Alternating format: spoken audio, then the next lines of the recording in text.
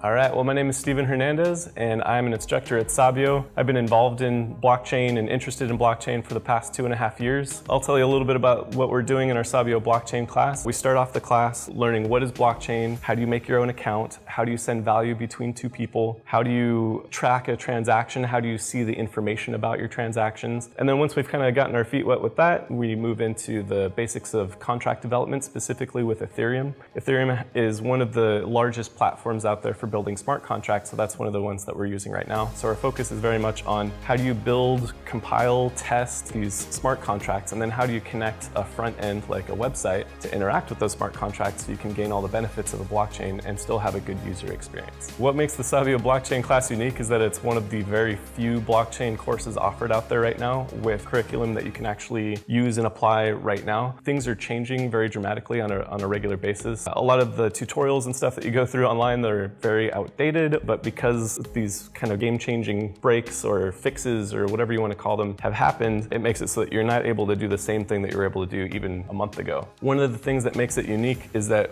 we're building these projects in real time, so anything that's changing is going to be affected here too. So you'll be one of the first ones to receive that kind of information and build something in the real world with the most recent documentation and answers to your questions, because no doubt if you're interested in this stuff, you've probably found a lot of stuff out there and not all of it's good quality. What skills does a person need to take the blockchain class? Well, it boils down to, do you know how to use HTML, CSS, and JavaScript? Can you manipulate the DOM with JavaScript or jQuery or a framework of your choice? Can you talk to an API endpoint? Those are kind of like the basic skills. How much do blockchain jobs pay? Well, at the moment, there are so many people who are interested in blockchain but have no idea how to implement it into their business model. Right now, the price that somebody can ask as a blockchain developer is very, very high. You know, just like if we were at the very beginnings of the internet and we wanted to have a website made for us, but there's only like a handful of people who know how to build those websites and everybody's demanding their attention, the price of their salary, their asking price for contracts, is probably going to go up quite a bit. Primary goal here is to get people jobs that are life-changing. That's something that happened when I got into tech. It completely changed my life. I was a nursing student before, now I'm in the tech industry and I would not change a thing about it.